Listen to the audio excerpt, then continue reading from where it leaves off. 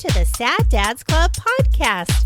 Here's everybody's favorite sad dads, Jim and Foo.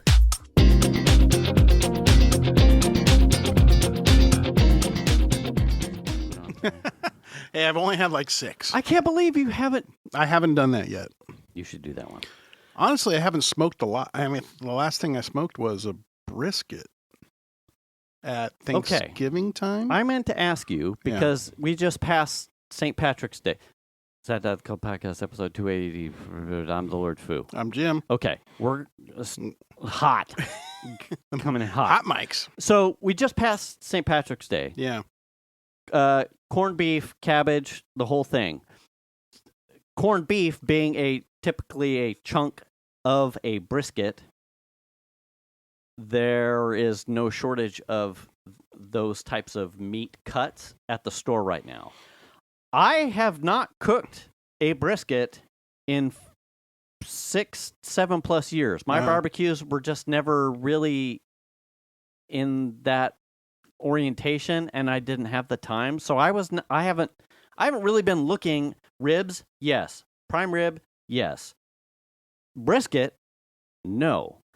So when I am looking at the barbecue, and now I'm like, St. Patrick's, well, I should start paying attention to that cut.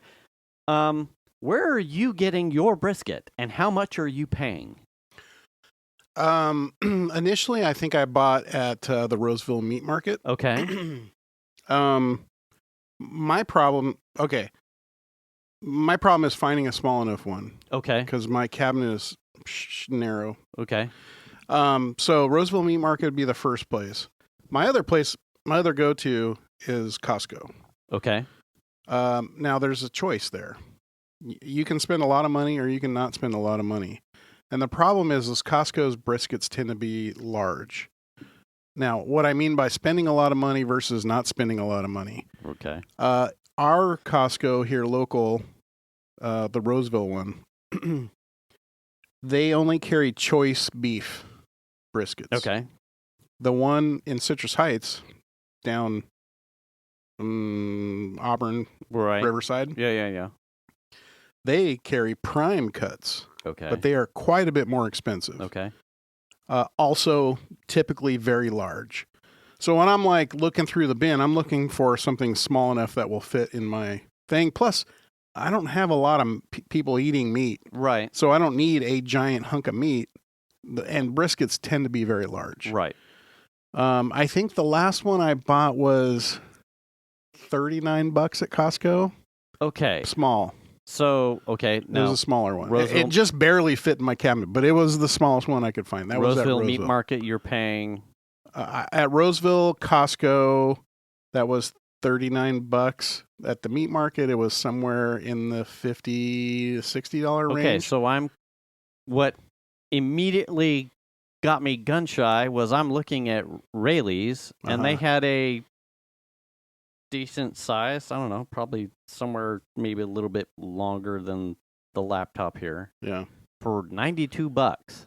Was it choice or prime? I wasn't even looking. I was just looking at the price tag and went, "Damn, is that really?" Now I understand why you were so upset that you didn't come home with the part of the brisket that you actually liked. Yes. Because I'm like, motherfuckers, they are pricey. If he spent $90 on brisket and then went to the in-laws and didn't come home with the meat that you would like, then that would be weird. I would have a hard time spending $90 on a brisket unless I knew it was going to get eaten. So do you think that's a Rayleigh's markup thing? Probably. Okay. I would if I were you and you wanted to do a brisket, I would recommend Costco. Okay.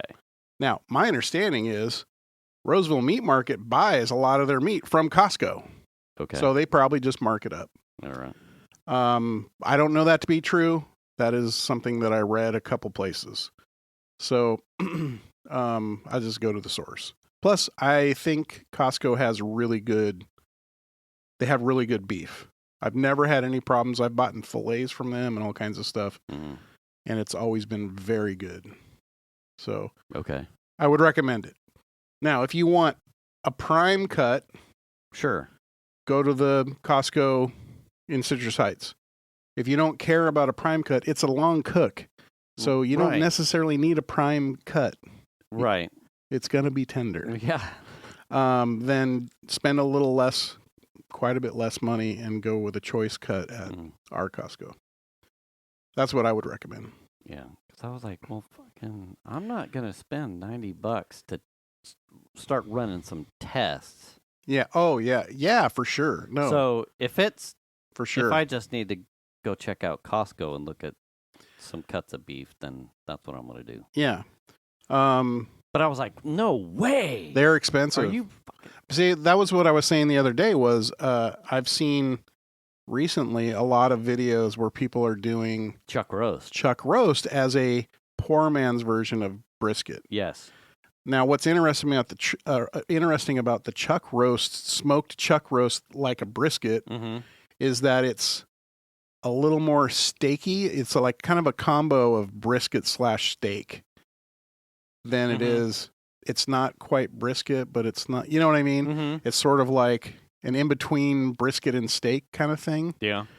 I would just like to try it because it looks really good. I saw some late, because I ended up, after you sent that, I just, because now I'm like intaking. Oh, yeah. Like big cuts, slow cooks. Yeah.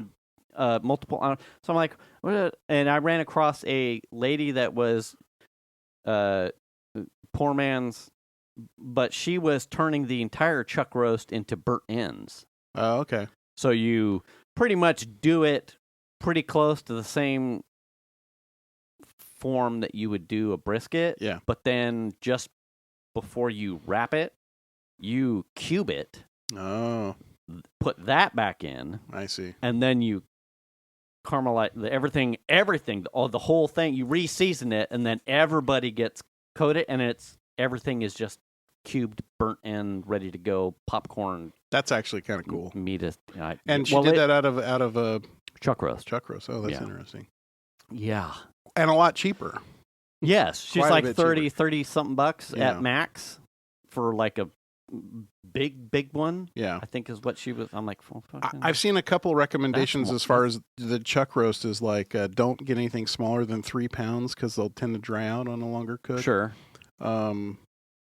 And then just literally some of them, I've seen a couple people where they tie them up tighter with a string before they coat it and season it and put it on the grill. But do everything you would do with a brisket just with the chuck roast. Yes. Fascinating. I would have never thought to do a chuck roast. And here's the thing, right? At some point, like when I went down the rabbit hole for the Christmas with the whatever the spice thing was. Oh, yeah. Like, it's huge in Texas, but I ended up in like a rabbit hole where I was in like the history of the brisket. How it used to be, you couldn't give that thing away. That cut was trash. And tri-tip is similar. And it wasn't until the Texans were like, well, let's figure out a way. Let's just cook this fucker for day. Yeah, well, because it is typically a fatty, tough piece of meat. Right. But if you so it was, and now it's full circle. Yeah. Now this thing is like, well, if you've got time, this is one of the best cuts of meat if you can deal with the time sink. And now the price is gone. Now it's the other way. And I was like, well. And it's only makes sense that now people are like, well, that's out of my price range. Like I was looking for sure. I was looking for the affordable cut of meat that I can put my time into and make up the gap in taste and not having to pay for something like a prime rib or a prime rib roast or something like that. I mean, you're getting up into the prime rib, right? Prime beef, right? Or prime roast. Like money, yes, yeah, or like where the fillets are cut. What's that called? You cut fillets out tenderloin. The tenderloin. I mean that. Yeah. I mean you used to go to Costco and see, and you're, oh my god, that's like $200 or something. $250. Yeah. So like in the short span after being shell shocked by the $92, and then you type in the poor man's and I'm like chuck roast, okay. Yeah. I'll run multiple tests out of a chuck roast. Chuck roast, then I will, Yeah. And even then, I'll go to Costco to get a chuck roast. Sure. I won't go to. First of all, I had a bad experience with steaks at Safeway, so I will never buy another piece of beef. I will never spend any kind of money on a piece of beef at Safeway again. It was terrible. Really? Yes. I can't even go. I literally returned it. Like, I brought it in all cooked and was like, this is the most disgusting steak I've ever eaten. Really? Yeah, it was that bad. And Chandler was with me. You could ask him about it. It was awful. Safeway. It was like a New York or a sirloin? Or? It might have been a sirloin or something. It was something like that we bought just to cook one night for. It was like a weekend kind of thing. And what was it was several years ago. What was odd with it? It had a weird flavor. It was tough as shit. Oh, it wasn't good. Really? Yeah, it wasn't good at all. So that's why I started like, okay, growing up, we always bought our meats at Rayleigh's because we lived catty corner from that Rayleigh's in Fair Oaks. Mm-hmm. My mom would buy stuff out of the clearance bargain bin. The like, oh, this has been out on the shelf too long. It's in the bargain bin now. She would buy it there and then take it home and cook it. Mm-hmm. It's not bad. It just was getting close to their date or whatever. Mm-hmm. And that was always good. We always had good meat there. Then they started buying like half cows and stuff like that, where they had a freezer, big stand-up freezer in the garage that would just get full of cuts. But I've had very good luck with all the meats that I have purchased at Costco. I can't recommend it enough. I'll have to look, because as much as I have no complaint. Roseville Meat Market has always done me well with the prime rib roast that we get at Christmas. I have no complaints. Sure. But it's also a premium pricing. Exactly. So and I feel like if you go to Costco and buy a piece of meat, you're going to go, why do I need to go anywhere else? Makes sense. The price is right. It's great quality. You know. So Friday, Saturday we had Venus and I were going to a retirement, like an intimate retirement celebration for someone that was working for her dad. We went over to Land and Ocean. Oh yeah. How was it? In the mall. Oh. So it was just us, Venus and I. It was like an adult thing. So Piper was out of town. She went with Emily to San Luis Obispo for the St. Patrick's Day to visit Nick and some other friends. So Xander was going to be home, and I feel odd, like when Piper is out celebrating something or she's doing something fun, and then Venus and I, like, I don't want to make yourself some macaroni. We're going out later. Right. So I like to kind of even the scales a little bit. So I sent him a thing. I'm like, your mom and I are going to a retirement party dinner. I'll make you a steak. What do you want as your sides? And he said, and it didn't occur to me until the day later, but he said, so I asked him what he wanted as sides. He had roasted broccoli and carrots. I'm like, sweet. So I ran over to Rayleigh's. I got a ribeye. It came back. It was expensive, but I'm like, fucking sweet. Yeah. So I didn't get him broccoli. I got him fucking cauliflower because I totally spaced. So in the span of like an hour and a half, I broccoli roasted it.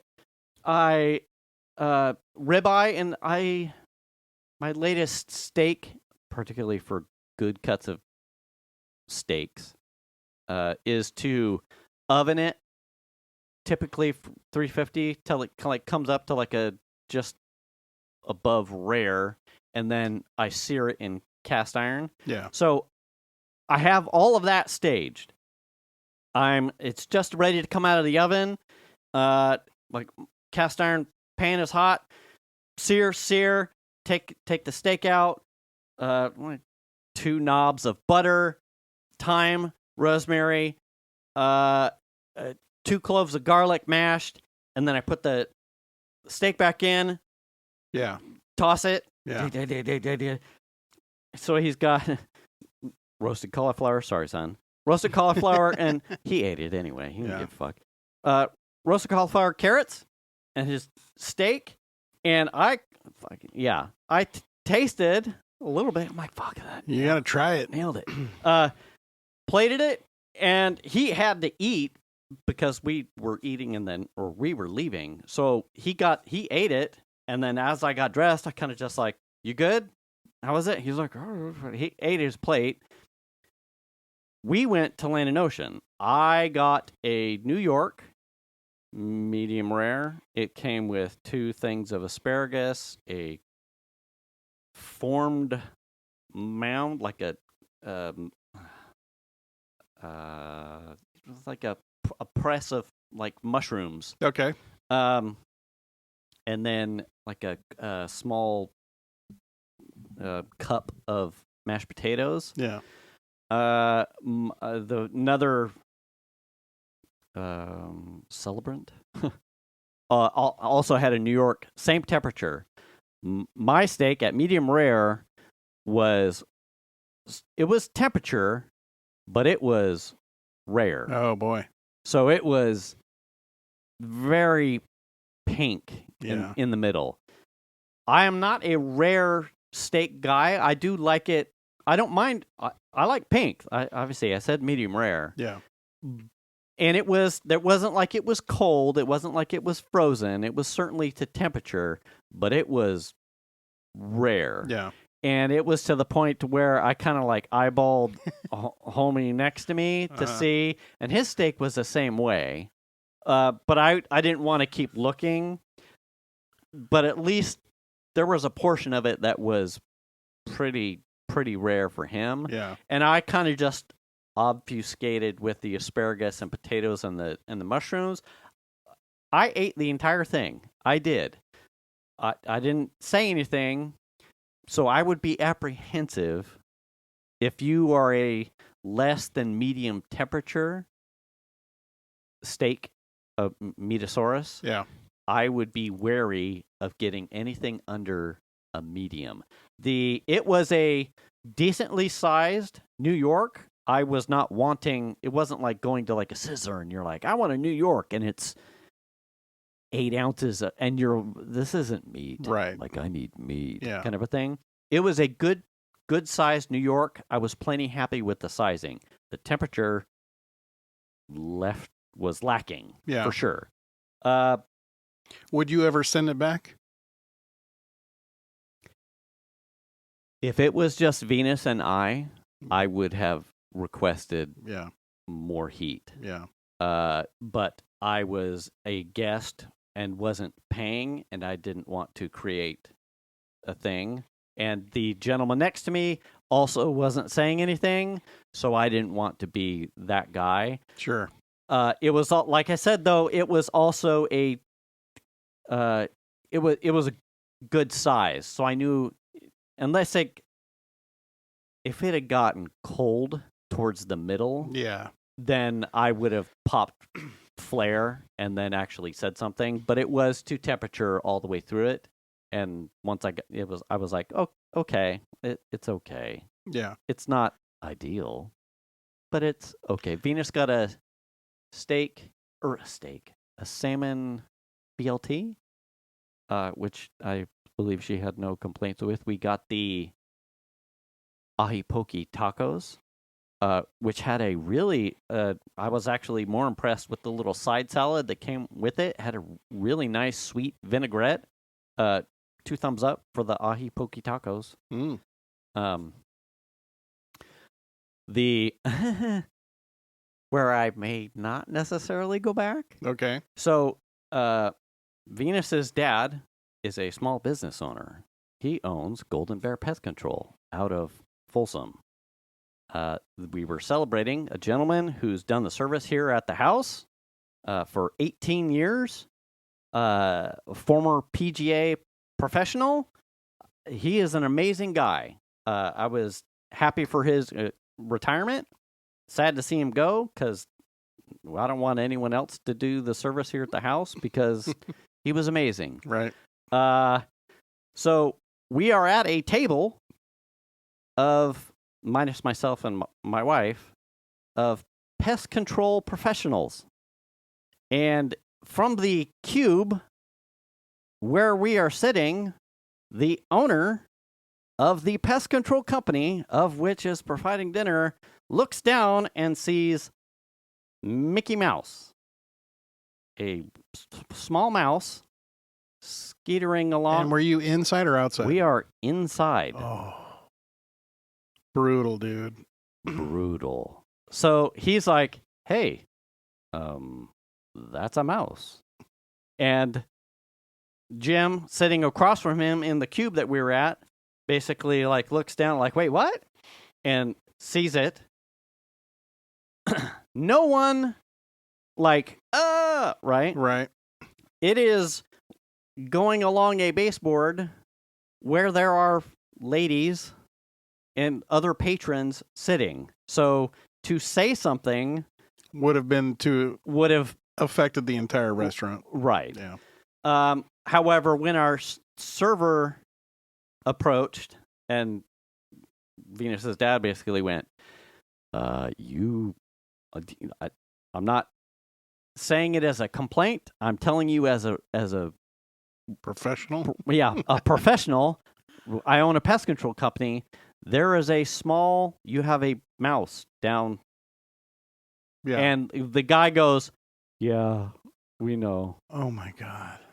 I've told the manager, So what he was, and he's like, you actually saw it. And he's like, right there. And he's looking down and the server had pointed in the general direction too. So server 100% knew that we knew exactly where this thing was. We weren't making something up to get a freebie out of the deal. Right. He looked at a location, and Venus's dad is looking at a location, and he knew that we weren't bullshitting.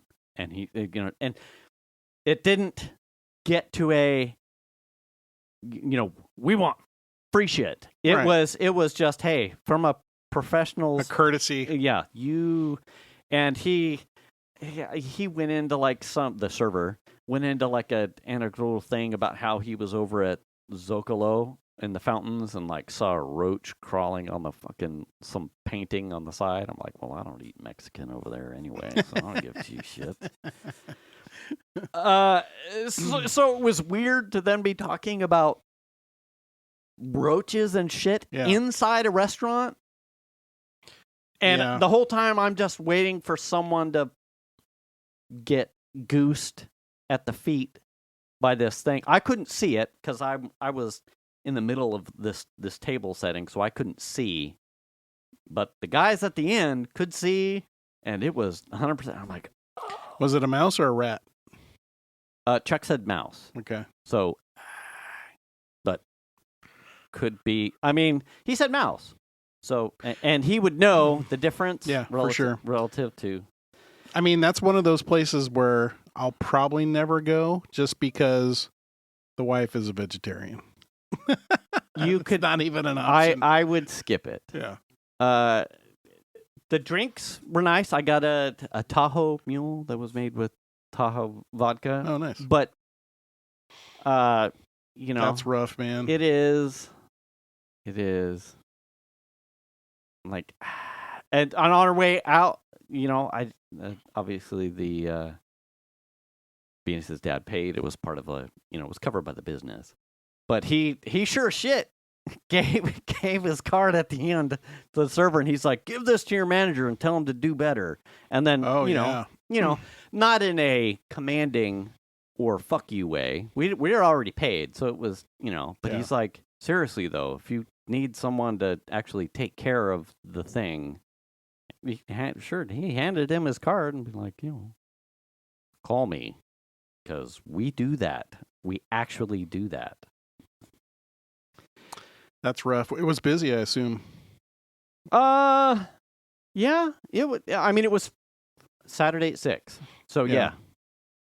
Yeah, that and the Cheesecake Factory is cranking. There were tons of people outside for cheesecake, and I'd imagine that Land Ocean place their problem is the open door on the front. Yes. You know what I mean? Yeah, and they went, I mean, plenty of in and out.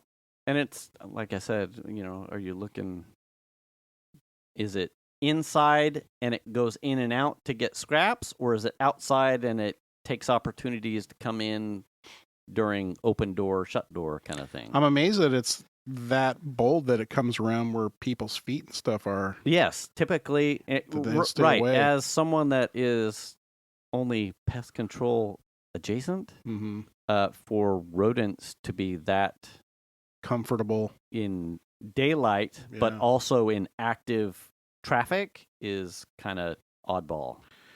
Now, okay.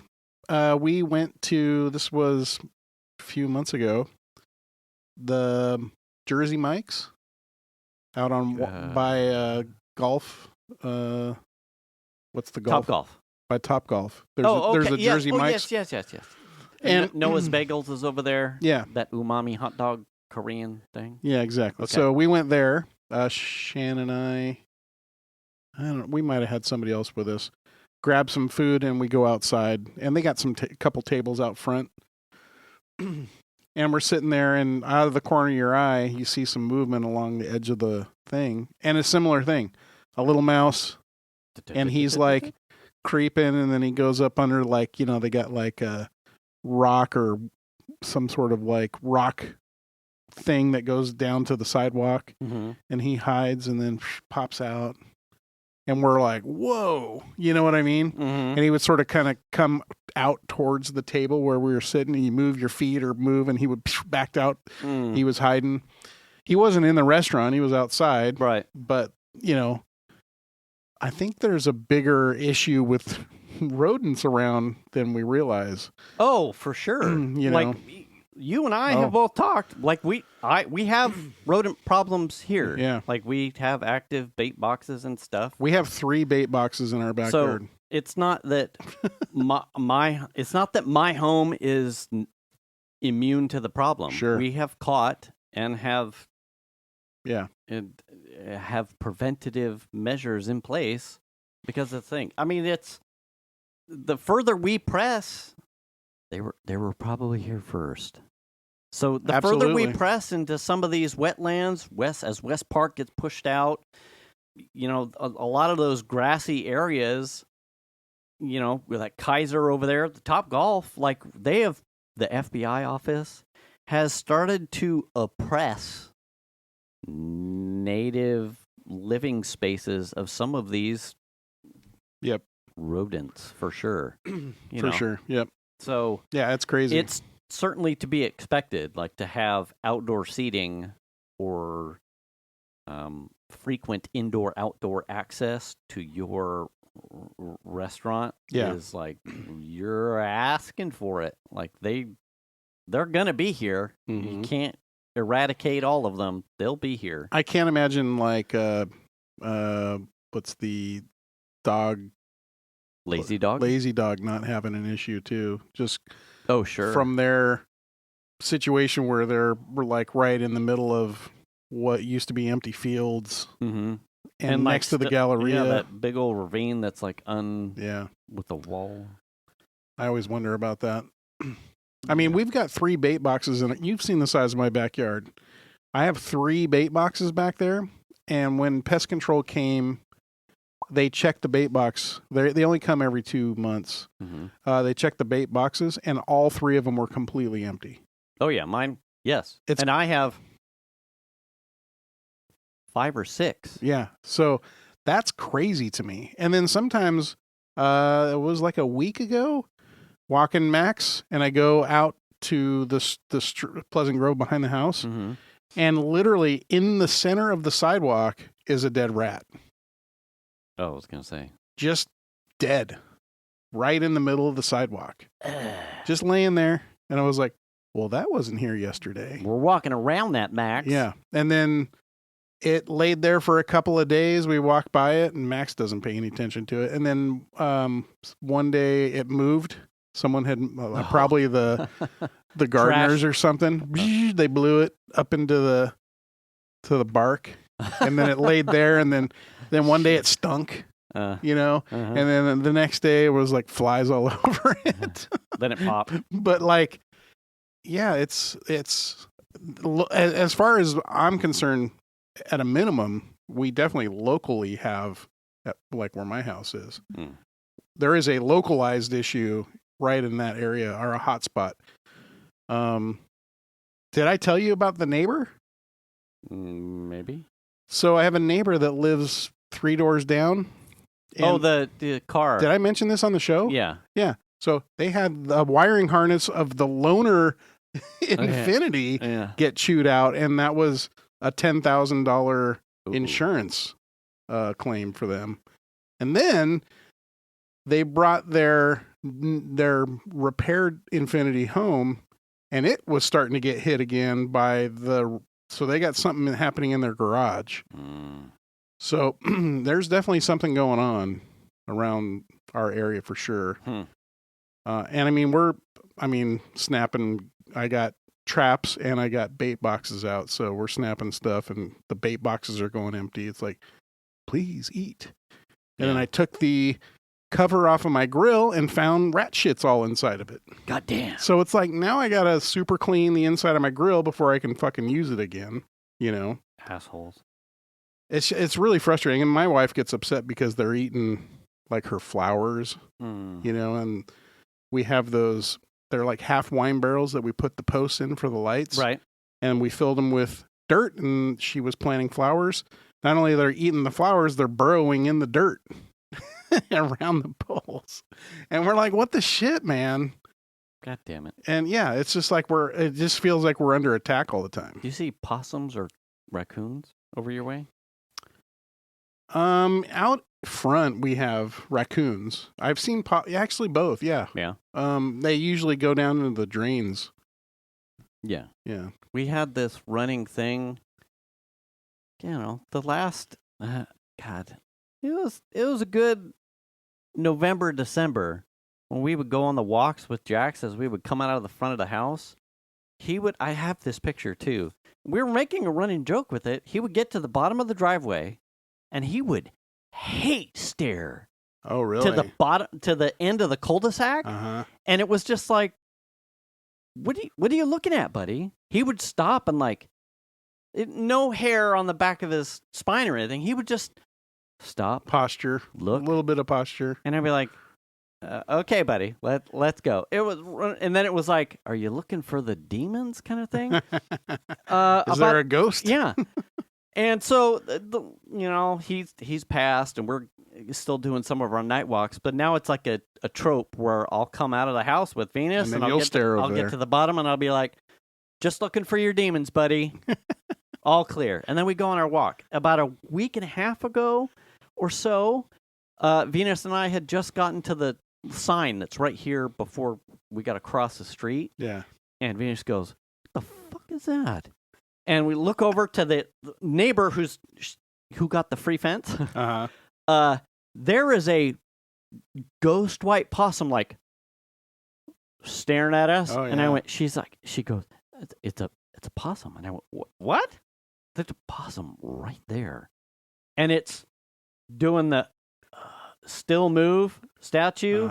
And then it starts, I'm like, oh, what? Yep. It crawls under a clearly highway tunnel access under her fence in the corner and just kind of gone. And I went, what are the odds that thing has been around and Jax, that's what he was looking for. Yeah. It's very possible. There's a possum in the neighborhood and he knew, he probably hears it. He probably smelled it. Yeah. It's around. Yeah. But we were so now there's a running joke well, he probably knew the whole time. Fucking. But now we still do it. We're looking at them, checking for the demons at the end of the cul-de-sac. Sunday, we went to Chandler and Nicole's house and had burgers. Yeah. And we always take Max over there. And we've always joked about Max being gay Oh, or, okay. Yeah. like he doesn't. He's just a Or- sexy man. Yeah, Yeah. or just ambiguous, Right. or whatever. He's gender fluid. Yeah, and so we don't know. He's a Lodi dog. Right. We don't know. Right. He doesn't have any nuts. Yeah. So maybe maybe that's affected him. I don't know. Oh, he's like a eunuch. Yeah. Yeah, sure. So we go over there. Chandler has 2 Frenchies now, and one of them, the most recent one they got, had its period. Okay. So not. Oh yeah, because she bred. Yeah. Or was. Yeah, they're looking to get her. Is it fixed or whatever? Yeah. So they're working on it, but she had her period. Was in heat. Or, well, I don't know if she was still in heat, but at least she had just recently had her period for like, I guess, a couple week cycle. Okay. Or something. And every time Winnie was around Max, Hey, baby. and then Shan's all, how did Winnie get under you, Max? I don't understand, because those dogs the Frenchies are crazy. Yeah. And they're always like butting in, and like if you're giving one dog attention, they got to get in there. And so Shan just assumed that Winnie just barreled in, and Max ended up on top of her. But then we were just hanging out on the couch, and Winnie kind of came by, and her butt was sorted towards Max, and he's giving some sniff. Next thing you know, he's up on top of her. Oh, he's putting in duty. We were like, well, okay, that's all. Is he fixed? Oh, he's fixed. Yeah, he doesn't have any balls. Yeah. But yeah, so we just thought that was hilarious. Yeah. And we're like, all right, well, I mean, instincts kicked in. Hey, he wasn't going to do anything, but Yeah. I'm shooting blanks, so we're good, sweetie. Yeah. Banging. Don't you worry about it. Don't you worry your little heart out. We thought that was funny. That's awesome. Yeah. So you got a new smoker, which is part of the reason why we were talking about meat. Yes. Let's talk about your smoker, because it's an expensive one, I think, right? Yes. Kind of a pricey one. Yes. Because I'm not kidding you. Literally the night before, I had just told Shanna, I'm like, I kind of want to get a new smoker, Yeah. Because what I've been interested in is a gas smoker. Okay. That I can run. I don't want to do pellets. I want to do regular. Okay. I mean, I guess if I could do either, that'd be great. Yeah. But also, I'm not looking to spend over $1,000 on something. Right. You know what I mean? Yes. Maybe $500, $600, somewhere in that range. Yeah. Tops. But the one, man, fuck, if I could afford that, I would probably buy something similar. I had looked. I don't know what brand is it and stuff. It is a Camp Chef. Okay. Woodwind Pro. Okay. 24-inch. Okay. The 20 to 30-year-old version of me. Yeah. Would have probably liked the 36-inch one. Yeah. Because I would have. Because it's bigger. Because I need to fit 6 racks of ribs on here. Yeah. The adult version of me went, hold on. Calm down. Settle down. When was the last time? And I still have the 5 burner turbo gas that I would use for that purpose anyway. Yeah. So what I was looking for was I was looking for a pellet grill. And up until probably a month ago, I wasn't looking for a Traeger. I really wasn't necessarily impressed with the Traegers. I was looking at the Pit Bosses, and based off of, I think I talked about it before, when we went to Alaska, there was one of the deckhand guys said that the Green Mountain Valley something had a pellet grill that was built in, USA built, a good steel, good product, good customer service, but also not online. It was like a vendor only. You had to go to a specialty shop, or right? something? I think Diablo may carry it, but California Backyard does. So it wouldn't have been a hardship to go look at and get it. Yeah. It was just something that was going to require going out to look and inspect.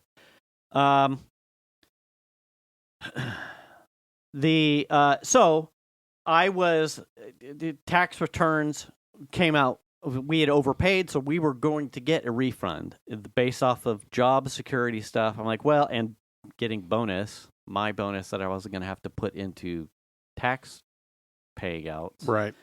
I was like, well, what's the thing that I will get? And I'm like, well, it'll fall into barbecue. So I went back into looking at barbecues.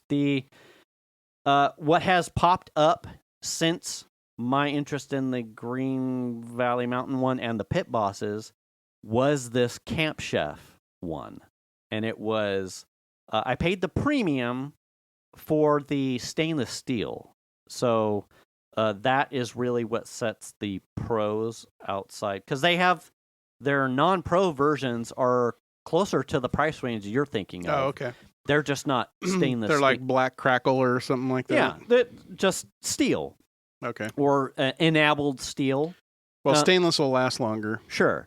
The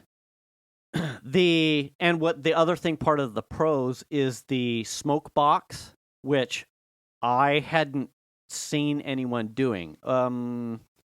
Which is it's a slide out insert that sits above the hot pot that processes the pellets that you can put wood chips, wood chunks, or charcoal in to almost create the smoke tube.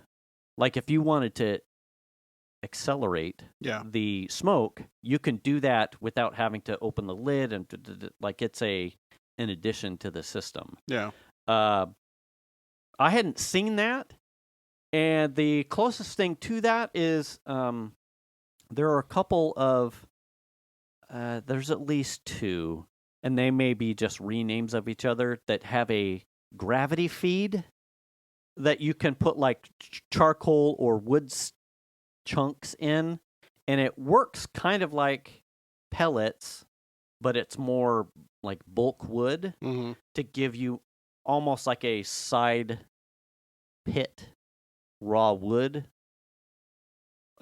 taste, like like an authentic taste, where you would have a wood box. I think it's still goosed with gas or with some sort of like turbo, fan blower setup, but it's using product that's not necessarily the pellets. I started looking at that, and I'm like, oh, I like that, because that's like a hybrid. Like I'm still if you've 6 years in, like I'm a barbecue guy, so I was already conceding a bunch by going to pellets, because I'm just like the smoke is like in my veins already. The price point was certainly more than I was looking at from the get-go, because I was like, well, I can get something real. I could get the 36 36 pellet something for well under $1,000 and be like, yeah. But the addition of the hot box and stainless steel, I was like, okay, I'll make that work. They have a system that goes on the side that allows you to, like, you can add a propane gas burner that will do all of the BTUs. And then they sell additions that stack on. You could do like a searing or a stove, a single burner stove, or a pizza oven. No. So if I'd have got a 36, I'd have been hosed for space, because I'm thinking I need to, whatever this, it just needs to fit on the back patio. Right. I'm not putting something else out that'll get ruined in the rain. Like now the investment status thing, like I need to, I'm not blowing anything. Get anymore. A cover for it. Right. Yeah. Right, like the Blackstone. So down the road, I can get a single-sized personal pizza oven that will fit on it, or like all of those things come with it. The getting used to's is the noise. It's effectively a turbo. Yeah. Like how it processes it's forcing air in there to make the smoke. The thing that I didn't know, And I've just lit it. I did the burn in, and I've done the first thing I did was Cheez-Its. You're like, what's the first thing you're going to? I'm like, I don't fucking know. And then I ran across. Well, the first hunk of meat was yes, the I don't know yet. It might be ribs. It'll probably be ribs. Realistically, it'll probably be chicken. I've turned it on, generated smoke, got it at the temperature probably 5 or so times. It's getting used to the noise that it makes is like, I just turned it on and it generates heat. The thing I didn't know that I needed that I've been missing was the temperature consistency. Like you can put a thermometer. I mean, every fucking barbecue has a thermometer on it, but this has so many probes, and the temperature is so readily available to see. Yeah.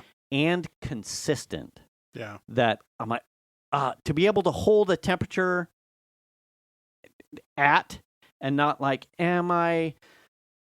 The hardship of guessing where's my propane at and will I be boned? Like, could you get a gauge that like is weighted, or you slap something on the side of the tank, or you take hot water and you like see where the thing is at?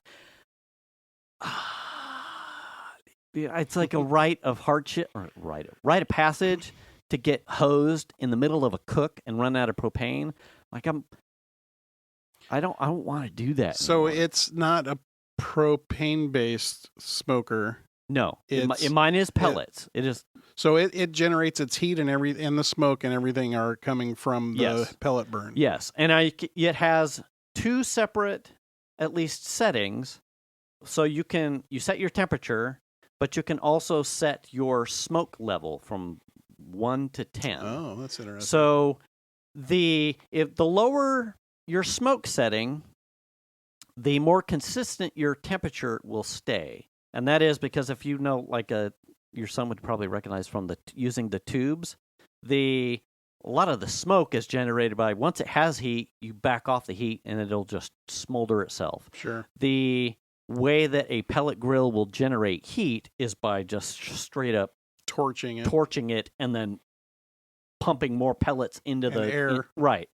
Forcing it. And that's how it gets the temperature so hot. So if I generate, or if I have 10 smoke, but 275 degree heat, I'm going to get like a wave, because it will have to back off heat to get smoke, and then it will goose it.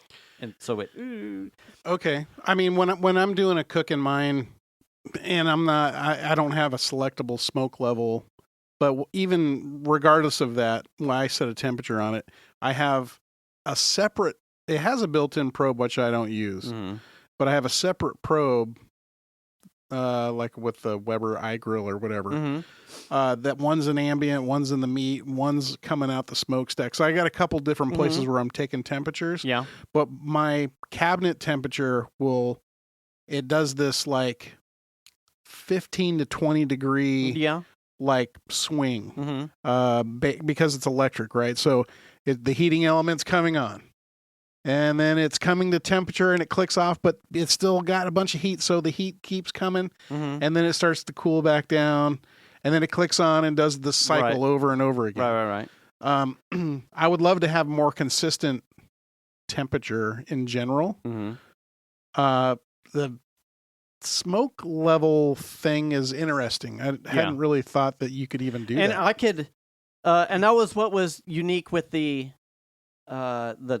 pull-out smoke box, is that if I'm concerned with the temperature consistency, like I need it absolutely stable I can turn the smoke down to 1 or nothing, and smoke some chunks in the box itself and be completely independent of a... So you can generate extra smoke with a minimal smoke setting, which attributes to a more consistent temperature. Right. So the smoke box itself, the addition of the pull-out smoke box, sits directly above the fire pot. Uh-huh. So, and you turn a valve, and it opens up whatever you have inside the box to the exposed flame and heat of the pellet burn. Okay. And then you shut it, and it effectively smolders. It'll then smolder, and then I could generate. So you could use that for a cold smoke situation. Yes. Okay. Yes. Interesting. Yeah. Or I could light a fucking tube, right? Right. Like the first batch of Cheez-Its, like I felt after being used to the tube and how much smoke, your son will know. Yeah. Like how much smoke the tube will kick out. I was like, well, it's a lighter smoke. Like using it, it's just a lighter smoke. If I wanted heavy shit, I think I would have to still do probably a tube. But Piper thought it was, particularly with the Cheez-Its, she thought it was a better smoke because it allowed her to taste the seasonings. Mm. So I went, oh, well, okay, that makes sense. Makes sense, all right. I mean, I guess it could depend on what kind of Cheez-It sort of setup you're doing, right? Right. If you're doing straight up Cheez-Its, you just want smoke on them. Right. But if you're doing something that you're adding seasoning to, like on this other stuff that you tried, yeah, you don't want to overpower the seasoning. Right, because otherwise, what were you doing? Yeah. Right. And on these, which are cinnamon dots, cinnamon sugar pretzels. God. These are incredible. They might need a little bit more smoke. I would agree. I like a little bit, but they're more. Man, it was almost like eating. I was telling you earlier when I had one. It tasted to me like having a Jolly Rancher cinnamon flavored candy, but with some smoke flavor and on a pretzel, and that was actually really good. I'm gonna have to buy some of these and do a smoke with them. Yes. You did mention it to me, and I think I probably forgot. And it's like those are 15 minutes. So normally I would do no less than 30. Okay. I was like, I'm gonna put a sampler out here just to see. And I was also testing a wood, some pecan in the smoke box. I'm like, I'm gonna start this fucking anyway. I might as well put something in here. Yeah. To run a test, so I put the pretzels in. So, when I'm normally doing when I'm smoking snack stuff like this, is I usually do an hour. Yeah. At about 200 degrees. Yeah.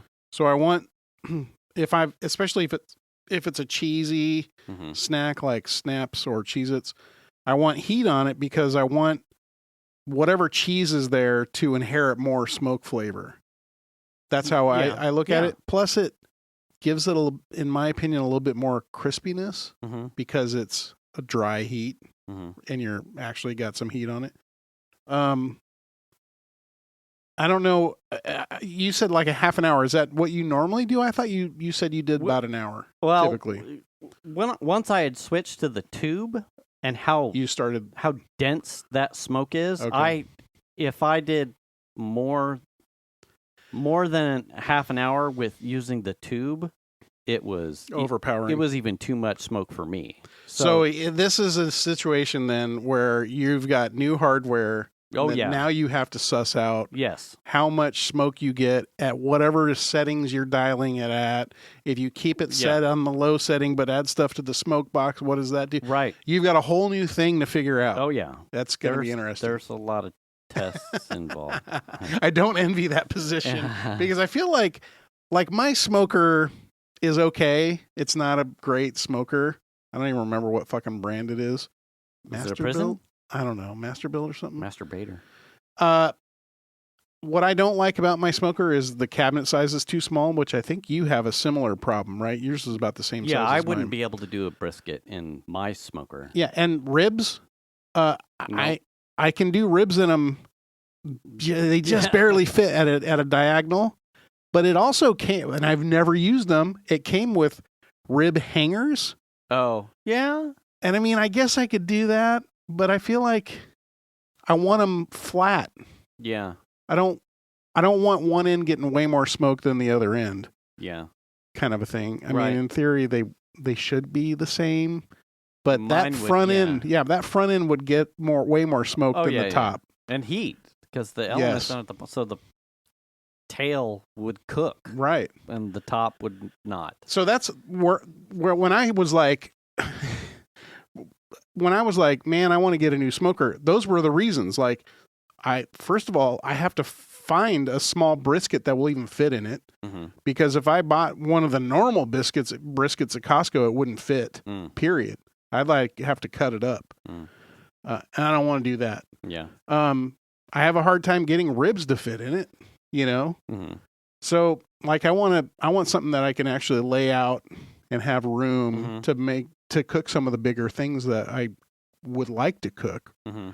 And if I have to buy a bigger brisket or something, I don't want to worry on whether or not it's going to fit. Yeah. So that was sort of like the thought process for me.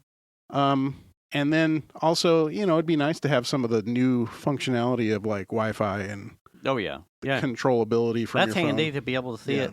The thing also on the Pro's different is that it has like it has a seal around the door. Yeah. It's much more, because your son he's like, where's the chimney? They actually designed the chamber to be more like a convection oven, and the vents of it are in like it's like a shielded vent, so the air actually swirls around and doesn't have a straight shot out a chimney, so there's no real conduit. It helps move the heat around and distribute it in the cavity. Sure. And then but also I would assume make comes sure up you're circulating smoke in the cabinet evenly too. Yeah, so I don't think the non-pros don't have the stainless steel seal. Not that you're losing a terrible amount of heat out of a fucking thing anyway, but it does. It's going to give you some consistency. Right, it does. Yeah, it helps increase consistency and temperature hold, and keeps stuff swirling around, at least drafts and whatnot. Yeah. Does smoke come out? Yes. But yes, it has no chimney. It comes out the back of which, but also have dampers, so I can dial. There's a lot of tweaks. Is it a backyard average Joe barbecue? No. Like for someone that like me who was looking for all of those little nuances, it's like right up my alley. Was I looking for it? No, but it checks boxes, and I'm like, fuck, I'll do that. All right, cool. Yeah, that's my alley. But I was looking for something closer to your son's in the 700, 500 price range originally. Yeah. Because I'm like, well, I'll take care of it this time. Right. Yeah, Chandler's I really like his also, but it only does pellet. As far as I know, I think the auger feed system only does pellets. Yeah. And I really like the real wood chips or whatever. Yeah, yeah. I like to be able to use that. If you have the option, that's the better way to go. Yeah. Interesting. All right. It's hard to get around as a barbecue person. Like you're not going to get a true wood charcoal taste without true wood or charcoal somewhere in the process. Like you can generate smoke, but anyone that has had real barbecue can taste the difference between something that's cooked with wood, right? Or charcoal briquettes even. I mean, the only other way you could go would be use something that's much similar that has like a side firebox that's literally just feeding fire into the side. Right. And I'm too busy for that shit. That would be ideal. Like I'm retired. I mean, I don't know where you go buy applewood, like wood, and actually, that you could just like throw into the fire. I don't know where the hell you go buy that stuff. Gilroy. I mean, maybe you guys got fruit trees down here. Yeah, I don't know. So that would be the struggle, but I mean, there's things I like about my smoker, but it's designed to do slow and low cooks. I think it tops out at like 300 or 325, or it doesn't go very hot. Yeah. I would love a different smoker, something similar to what Chandler has, or even like what you have, from the sense of, well, you could use it as a standard barbecue because you can get temperatures to 500 degrees or whatever it is. And then you don't have to use the other grill and you're getting smoke all the time. Yes. And at that point, it just functions as a regular grill because you can sear and that kind of stuff. Mm-hmm. So there's pluses and minuses, I guess. Sure. Yeah. I mean, I have a grill already. I don't necessarily need that functionality out of a grill. Yeah. But it's a would be Venus nice was thing. like apprehensive about it. She's like, it's too, like, how does it do I'm like, it's honestly a lot easier than you think. I'm like, you set a temperature, hit confirm, go. It'll get hotter faster than the gas one will. I guarantee. Oh, really? Yeah, it takes about 6 minutes, but it's going to get to wherever the temperature you want and hold it. Whereas I always fought with the 3 or 4 burners of the Lowe's barbecue that we had. Yeah. Like wind draft or wherever it was. It's not a wind tunnel back here, but like I need more heat. Get there. Like I'm doing a warm up process either way. With this, it was in under 10 minutes. I was at a 375 and it was holding it. And I wasn't concerned like, am I going to have to, where, and so I told Venus, I'm like, did a bat fart and blow my smoke out? This is going to be no different than the oven. You're going to come out here, you're going to pick a temperature, and it's going to be, in 10 minutes, you're going to be cooking. And you're not going to have to worry about, did this burner needs a little bit more heat, and this one I have to turn down and move. Like, it's going to be good to go. Open it up and put your stuff in. And it's going to have smoke. Yeah. It'll have smoke too, whereas the propane one wasn't. Yeah. Like you'll get char and smoke. So what are you doing with you have a Bradley is the other one, right? What are you doing with that guy? Yeah, can't I have thought, well, up until this, I had thought I was going to need something on the side to have as like a hot hold type of thing for like briskets and like big pieces of meat. But because this actually will go down to 160, I don't have a need for it. So, I don't know. My brother may not have a smoker, so I may just gift it to him so that he can do cheese. Nice. It still functions, and it does have a heating element that will do about 300. Yeah. It takes to using the smoke tube just fine. The heating element does work just fine. I have all the parts for it. It still works. I have no real complaints of it, but I can't barbecue on it. Yeah. It's a smoker, not a barbecue. Yeah, it's a low and slow smoker. Right. It got racks in it. You put your shit on and you leave it in there for 4 or 5 hours or 6 hours, whatever it takes, and that's it. It does Cheez-Its real well. It does, actually. It's a fucking pro at it. So I'll probably give it to my brother. I don't think he has one. Yeah, he could probably use it. Yeah, I mean, I just knowing like, I know exactly what I need to do for this or that. Yeah. At this point, I think I would be a little overwhelmed, especially at the beginning. On, what did I just do? Yeah. You know what I mean? Like, no. Did I do the right thing? Well. But in just doing Cheez-Its, I'm like, okay, this is a little overkill for Cheez-Its. Yeah, it's a little bit much. So then I was, and I'm like, well, how fast can I go get a chuck roast? I think if I started it Thursday evening, and then by the time my dad showed up, like, I could be like, yo, Dad. Well, I from what I understand, the chuck roast, their smokes are 5 hours ish. You can do them like. They're not. I mean, depending. Yeah. Well, I mean, it depends on what temperature you want to do, but considering they're chuck roasts and they typically aren't the most tenderest piece of meat, you want to cook them lower temperature probably all the timing. probably tops maybe 250. Yeah, you know. it's not hotter than Yeah. It's Because I think even when I 275 do and brisket, I'm doing 230. oh yeah. Yeah. Okay. So Mm. yeah, and that the brisket, even though that thing, a brisket in my smoker, I would do overnight. I mean, I would literally start it the night before. So Well, how many pounds was the last? I one? don't remember. Jim, God damn it! It was Thanksgiving, man. I was like a long time ago. Yeah, that was almost a lifetime ago at this point. You know. We're at time. Damn. I will say this before we go. So the funny thing about the whole deal was the barbecue came with the book.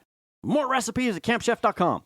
So we'll get there. So I'm flipping through the recipes. I'm like, ooh, I'll cook that.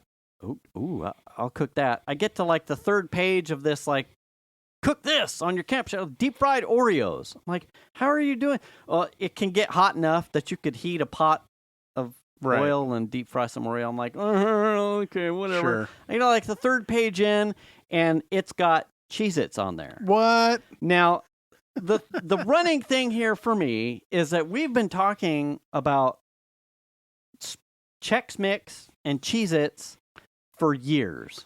Before this show started. Well before the show. Yeah. 2014, I've been doing it before I was doing Ingress. Before I knew you. Right. Yeah. So I've been doing this for well over a decade. Yeah.